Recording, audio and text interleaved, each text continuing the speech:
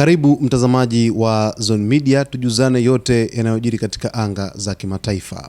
Irani imemnyonga mtu aliyepatikana na hatia ya kushiriki katika shambulio dhidi ya kituo cha kijeshi wakati wa maandamano yaliyofanyika mwezi Januari, kwa mujibu wa shirika la habari la nusu serikali la Tasnim lililoripoti Alhamisi likinukuu mahakama ya nchi hiyo.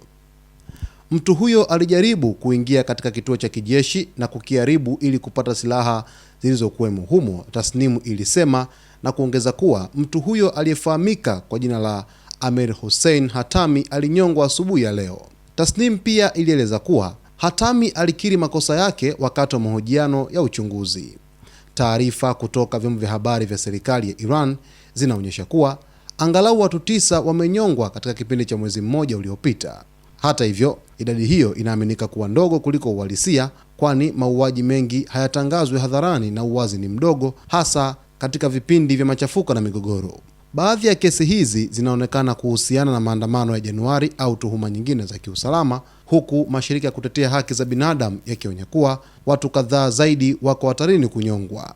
Hatami alikuwa miongoni mwa kundi la waandamanaji ambao Amnesty International ilisema wiki hii walikuwa katika hatari ya kunyongwa muda wowote baada ya wanaume 4 kunyongwa kiolela kwa siri ndani ya saa 24.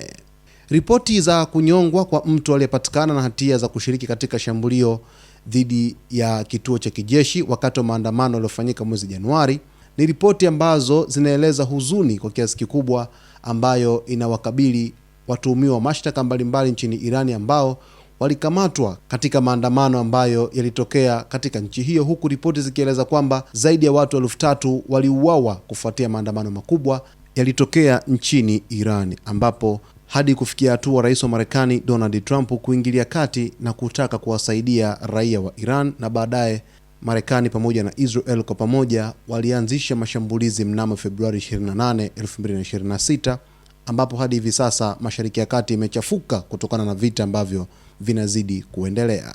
Kwa taarifa zaidi basi usiache kusubscribe channel yetu, kulike, kukomenti pamoja na kushare.